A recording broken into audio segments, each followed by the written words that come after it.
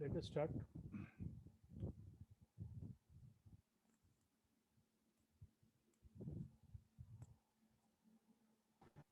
Now, let us find out the principal strain and principal axis of strain. You know,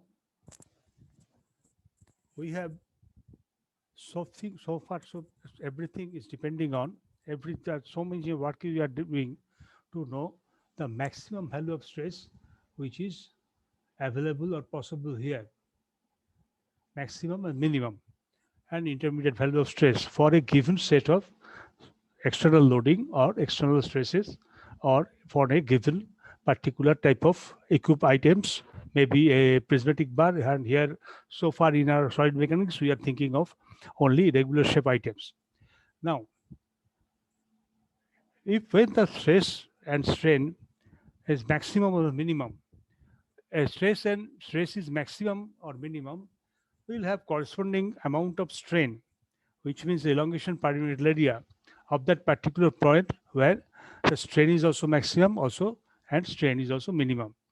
And how we are going to calculate what is the particular amount of stress and what is the orientation particular amount of strain which is maximum or minimum, and what is the amount of what is the angle of such angle with which this type of strain is acting. Now, if we know the deformation field of a driven item, a irregular item, which means this field is applicable if you practical to calculate the cosine vectors along which is the value of the cosine value of the angle subtended by a line vector subtended by a distance vector along x-axis, y-axis, and z-axis, and all, which means along three rectangular coordinate axes. And if we know the coordinates of the points or the coordinates of the position vector or the value of the position vectors, then we can safely calculate the position vectors or the coordinates of other value by using this particular displacement field. And if you know the coordinates of other value, you can safely calculate the length of this displacement vector or what can be the maximum strain. Next, we can calculate what can be the strain or change in length per unit area of this particular strain area. What can be the angular difference due to the application of external load between two displacement vectors, etc. These are all we have calculated. Now, so most important is to get a displacement vector at P itself. Say P is a particular point over our uh, over our over our irregular item concern, and relative extension, that is strain at point P in the direction of PQ, we know, we have already calculated by this equation. F sub PQ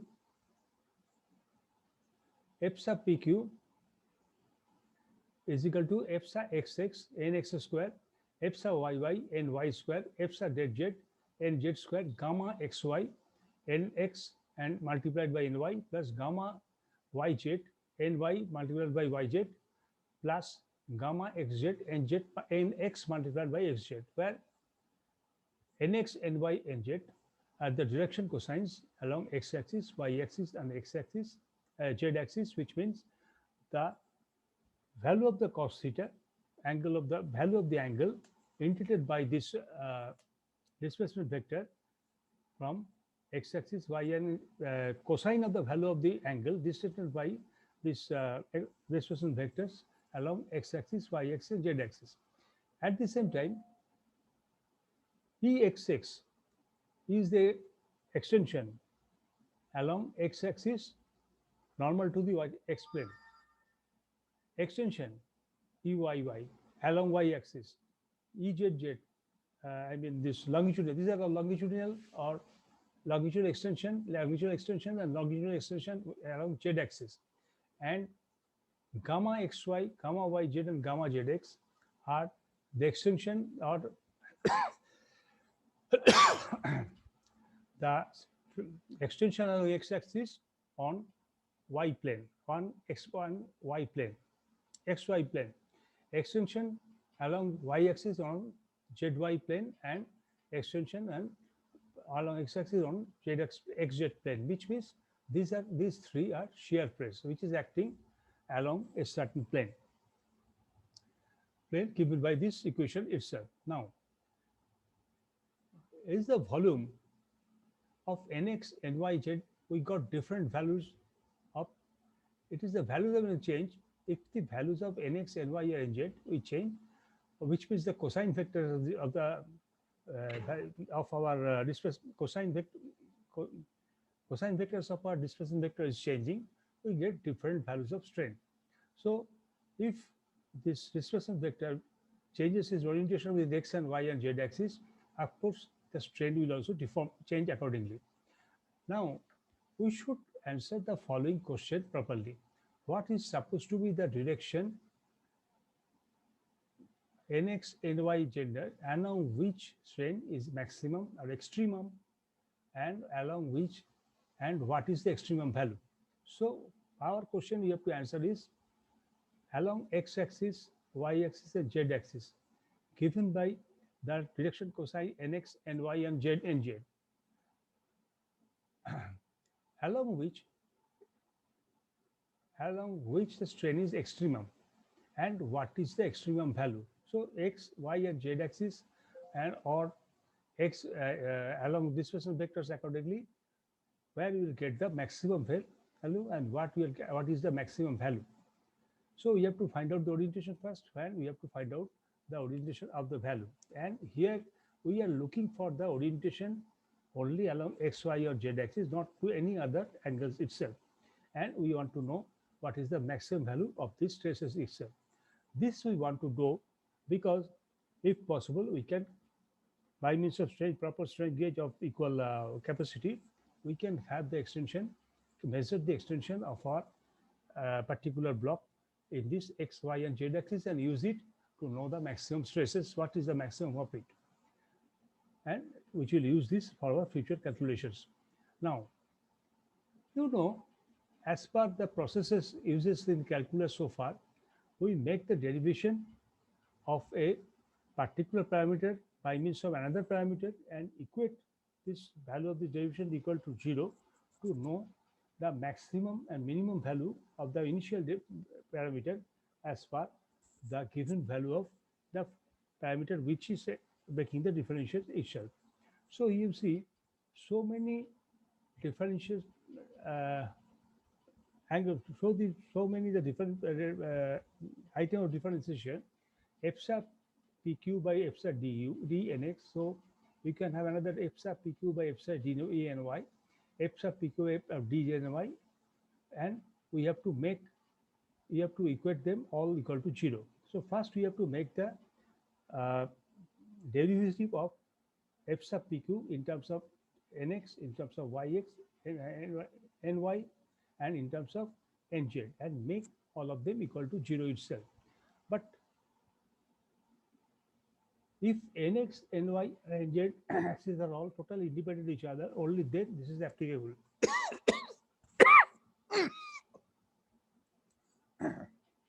Sorry, just 1 second.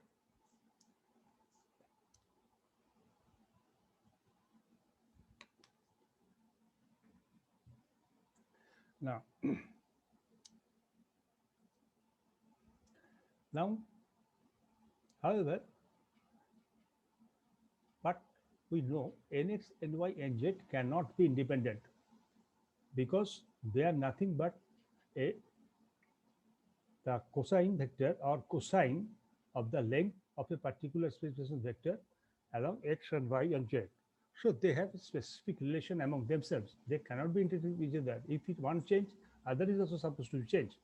And they have a clear-cut definition, clear-cut relation is given as nx square plus ny square plus nz square, which is equal to 1. Because you know the cosine square of the cos of any line of square of the cos of any angle integrated by a straight line along x and y and z, if we add together, it will become equal to 1. So still we have to follow the procedure, the following procedure with the idea, among ourselves, or a fictitious idea, you can say that they are at least some of them independent to each other. Otherwise, this derivative cannot hold good. So we are differentiating EPQ, first of all, nx and then ny, and also then nz, and equating them to 0 for extension itself. So what we are doing, this is the equation. No, first take nx and ny are independent first, and differentiating the equation 37 means this one with respect to nx and y respectively. What we get? 2nx plus 2nz multiplied by differential of nz in terms of differential of nx, which is equal to 0. We put it equal to 0. Similarly, if we derive 2nz plus 2ny and 2nz, differential of nz divided by differential of ny. So thus differentiating EPQ. Next we are going to EPQ. Next we differentiated them with nx and ny respectively and equating them to 0 again. So what we are doing, we are going to get, you know, the value of EPQ is here. Here is we have, say we first derive, they make the derivation with nx. Here we'll have 2nx square multiplied by ex.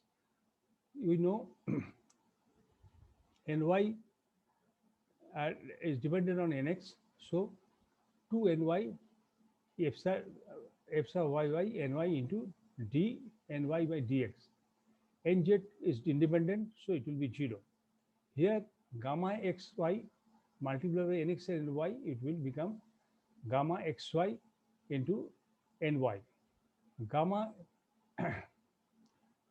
nz gamma yz is equal into gamma z, and gamma z is equal to gamma yz into nz multiplied by ny by nx, and gamma xz is equal to nx will become 1 multiplied by nz. So this is the equation will take this particular form here. If we make dnz by dnx one side and keep its adjacent coefficient here, and which don't have any definition, we kept it there. Similarly, by differentiating this equation, EPQ in terms of ny, so what will have 2nx psi x into nx by ny, here 2ny into epsilon double y, it is totally 0. Here this is gamma xy into nx, ny become equal to 1. Here gamma yz into nz into ny by nx, this is also equal to 1. So if the gamma y12 is into nz, here we will have gamma xz into nz multiplied by differentiation of nx in terms of y. Again, same thing. Again, in a similar way, we put together all the derivative, all the coefficient of derivative in right side, and the coefficient and the items we don't have any derivative on the left side itself. So we have got these two equations and we equate them to 0 itself. Let us go for the next page. Stop share.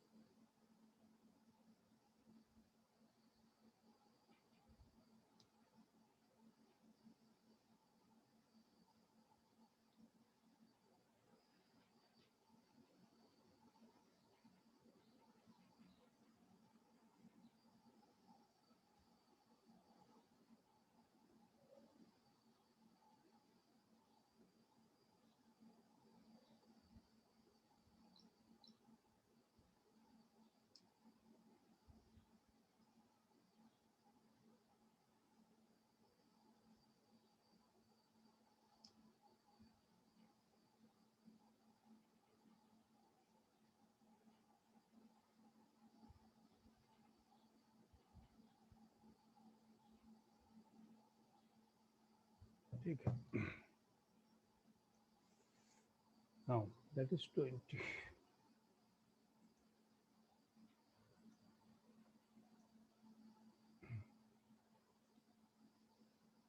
Now from the first equation, first relation between when by differentiating nx square plus ny square nz square, we got the relation 2nx plus 2nz plus multiplied by dnz by dnx equal to 0 and 2 plus 2nz multiplied by dnz by dny equal to 0. If we use this equation and we substitute the value of nz by dnz by dnx and dnz by dny, and from equation 38, from that equation, this last two equation will become like this. One side is this, left side will become like this, and right side will become like this. This is here, this is the last two equation. If you put this value, these two value, it will take this particular shape. It is, you see, it's very clear. This side is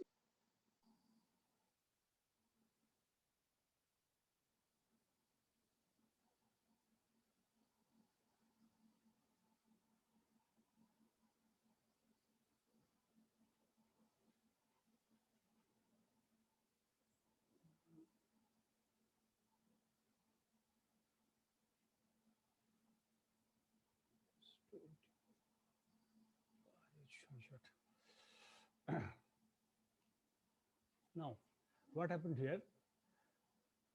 The right hand side, both the sides are equal. You see, zx is gamma zx, gamma xy, gamma zy here, and zx is here. Actually, this is wrong. This is xy, should be here. So zy, nx, nz. So what happens? These sides are different.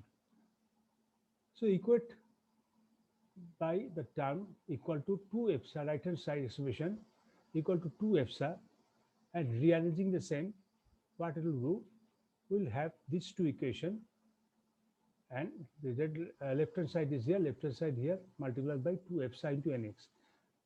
Left hand side, this is here, multiplied by 2 epsilon into ny equal to 0.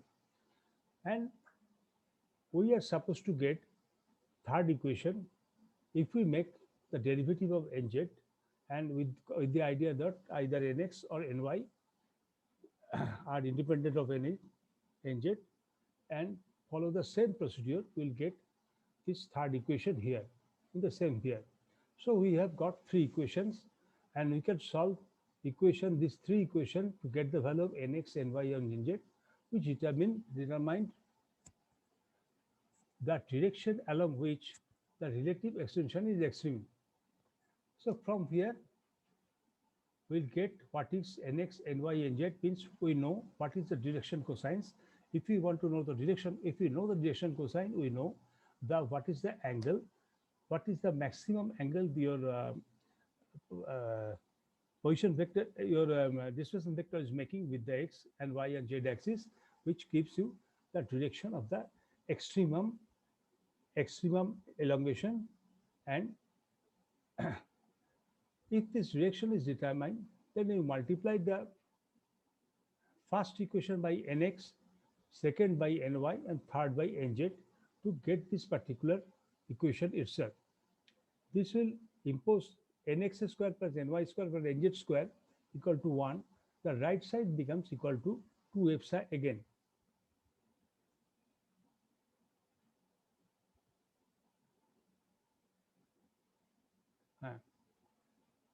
Right side will become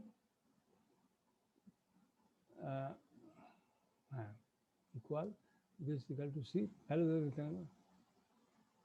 if the value is equal to 1 extremum, the value of epsilon is equal to this extremum, equation can be write down.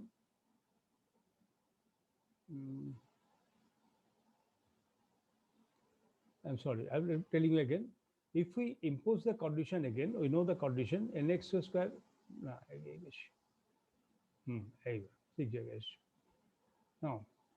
we can solve these three equations for nx, ny, nz, and because we know, if we know the nx, ny, or nz, we know the direction cosine and with the which this position vector, which is this displacement vector is intended with x, y, and z axis. And if we know the position vector, we know the angle it is intended with x, y, and z axis itself, which gives you the determinate direction along which the relative extension is extremum or maximum or minimum. Now, let us assume that this direction is determined. Then we have to multiply the first equation by nx, second by ny, and third by nz. What will happen? It will take a shape like this: 2 into n square, etc., and adding them together to take a particular shape here, where 2x, 2 epsilon, n square, y, and z, and if we put this condition is equal to 1, then right hand side will become equal to equation epsilon. From an equation 2, the right hand side is expression is 2 into epsilon q. Therefore, epsilon q is equal to epsilon. So safely we can put the value of epsilon q here and get the same relation which we have got earlier itself. Now,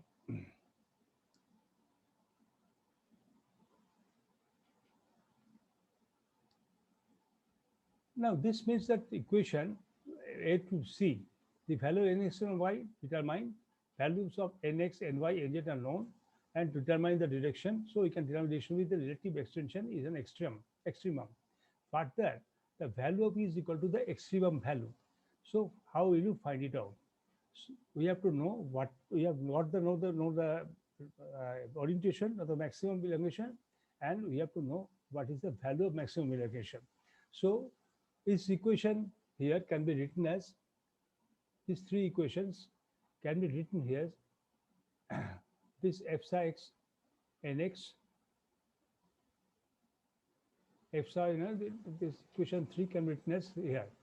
If we again write this equation here, we'll get epsilon 2 into epsilon x minus epsilon multiplied by nx plus gamma xy and ny, gamma xz and nz, and same is the case here, gamma xy nz plus 2 into epsilon y minus ny, because these are minus ny, epsilon y minus 2 multiplied epsilon y minus epsilon into ny, and same is the case here, f2 into epsilon z minus epsilon into nz.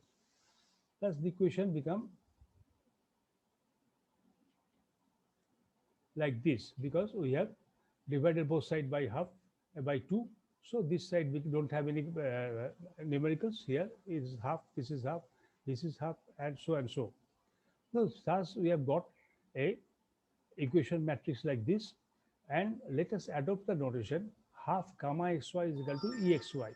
We know the maximum strain, maximum shear strain is half of the maximum elongation or tensile or compressive stress, and which will be equal to the half of the tensile or compressive stress. So we have to put gamma xy is equal to 2xy, gamma yz is equal to yz, and gamma zx is equal to 2yzx.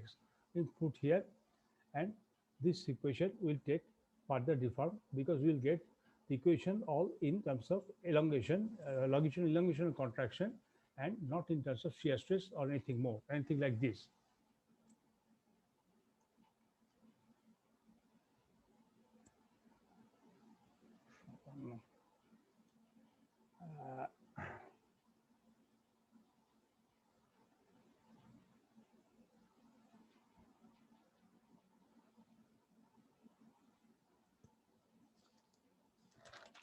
Of course.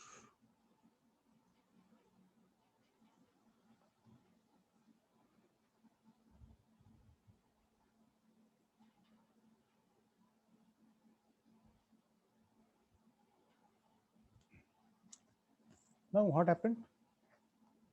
So this equation is takes this particular shape, epsilon xx minus epsilon nx, and epsilon y ny epsilon etc. Epsilon yz ay minus epsilon and epsilon z minus epsilon into nz like this. These three above equations are homogeneous equation in terms of nx, ny, and nz. For the existence of a non-trivial solution, we know from the variance equation, determinants of its coefficient must be equal to 0.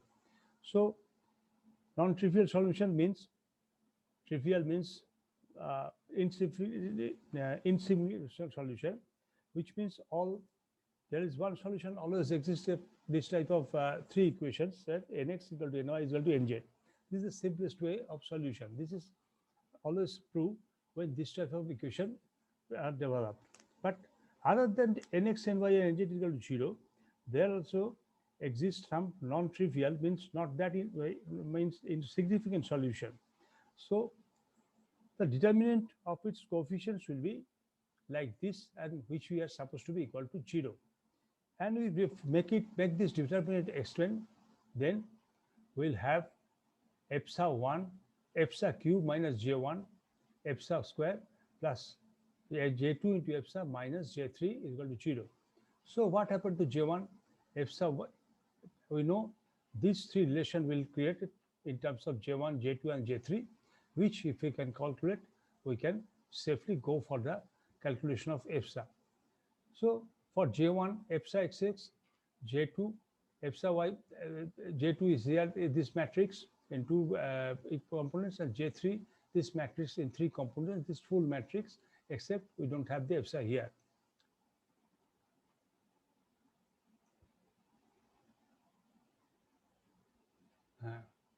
There are a given set of points. The relative extension strain is an extremum in a direction n. Then epsilon is the principal stress at P, and n is the principal stress direction associated with epsilon itself. Now, with every state of strain, there exists actually three mutual perpendicular transmissible axes, and most time distinct principal strains. So, any state of strain, there should have a three principal axis. Then there should have three principal strains. One is maximum, one is intermediate, one is zero. One is intermediate or maybe zero. Third is the minimum. And now the principal strains, epsilon 1, epsilon 2, epsilon 3.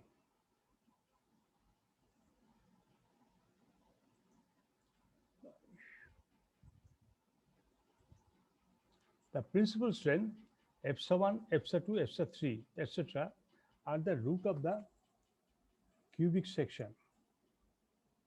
Are the root of the cubic equation, epsilon cube minus j1 epsilon square plus j2 epsilon. So this is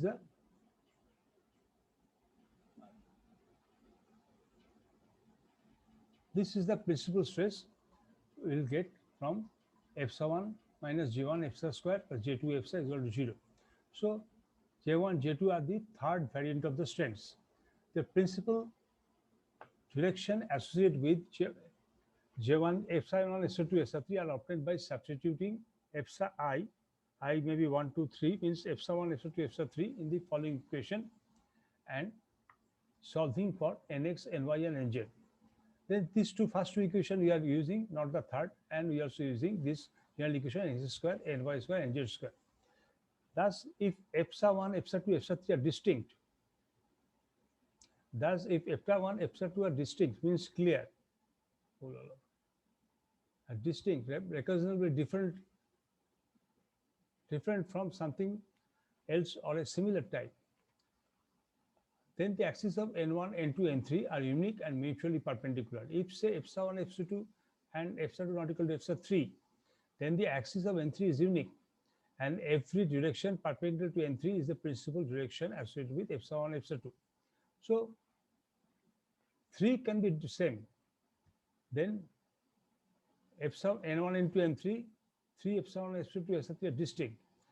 And distinct means they are different, recognizably from different from something else of a similar type.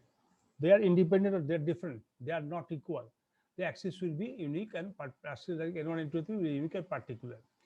If some of them are equal, if epsilon 2 equal to epsilon 1, but epsilon 2 is not equal to epsilon 3, then the axis n3 is unique, but other two are not because they are equal to each other. So every direction perpendicular to n3 is principal direction associated with extra 1 equal to extra 2. If all three are equal, epsilon 1 equal to epsilon 2, then every direction is a principal direction. So three considerations here exist. Now let us go with one empirical problem, because these problems, unless you got the empirical value, I mean the numerical value is difficult, because such a big equation cannot be solved as quickly in your exam paper. So you have to remember a few of them and you have to go through the numerical problems. In this problem, what is the displacement field is given by u x square plus y into I, 3 plus z into j plus x square plus 2y into k. So here we have x and y. There is only z and x and y here. This is the particular type of displacement field associated for a particular body. Now we have to find out the principal strength at 3, 1, minus 2 and the direction of maximum principal stress, minimum principal stress. So here we have given the point coordinates of the point under consideration, and we are supposed to calculate the principal stress of the along 3 mutual perpendicular direction goes through the point which is at 0. And the direction of minimum stress is what is the direction of minimum principal stress. The displacement components is in this microunit are here given as ux is this one, ux y is equal to this one, and uz is equal to this one. So rectangular strength are exxs dux by dx equal to 2x, eyy dy by dy is equal to 0, and dz is also equal to 0. So there is no elongation along y direction, there is no elongation along z direction, and all are elongated along x direction. And gamma xy is the dux plus dy plus gamma dux by dx equal to 1. So that is the gamma, and this is gamma yz, this is equal to 3, and gamma zx uz plus ux dux by dz is equal to 2x itself. At point 3, the strain components, numerical value of the strain components are available when you put the value of x equal to 3, y equal to 1, and z is equal to minus 2. So exs, ei, and ez becomes 6, 0, and 0 space will be gamma xy or shear stress along x direction parallel to along xy plane is equal to 1 from this equation, and this is equal to gamma xy is equal to 6, that is equal to also available from the calculation of here. This is gamma x equal to 2x, so 3 into x equal to 2, gamma uy yz 3, it remains 3, gamma xy remains 1, it remains also 1.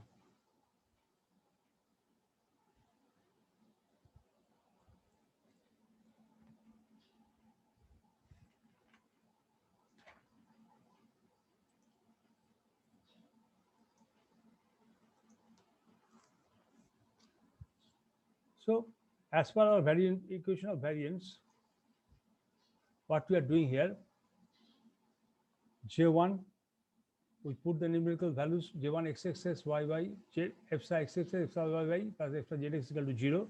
If you put the numerical value, and J2, we put the numericals, will become 23 by 2, and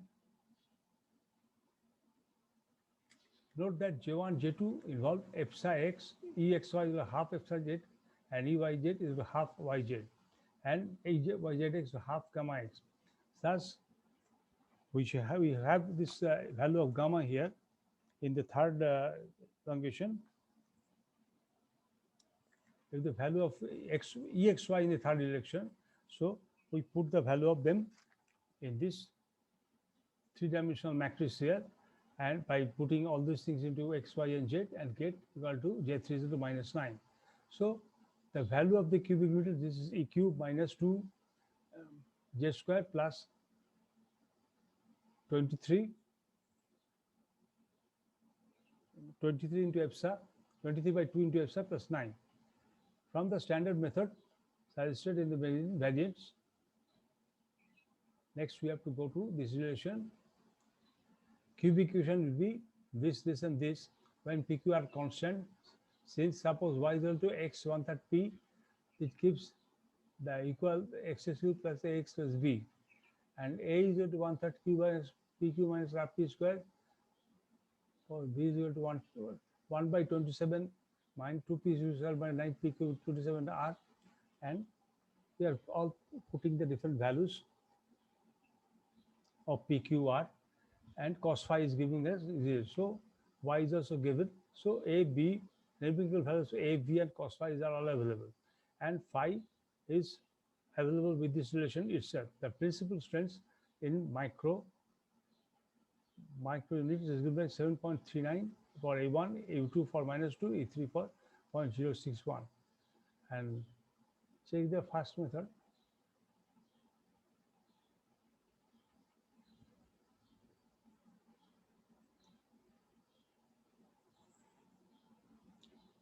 Also check that the first method of J1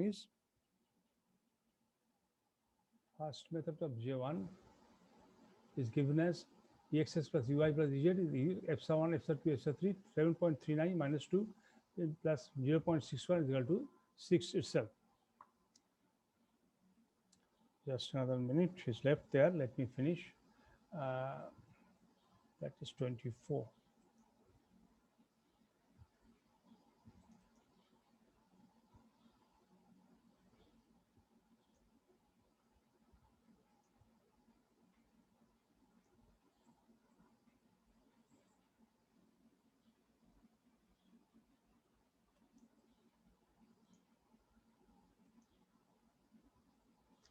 The second variant is like this, putting the value of all the epsilon S2S3. Third variant is also like this. So thus agree with the RDL values, the minimum principal stress is R equal to 2. And from this equation, 6 by 2 plus ny plus 3z, etc. Put all the respective values, and after calculation, 6 will be 0.267, ny is equal to 0.534, and Ng is equal to 0.803. This is the solution itself.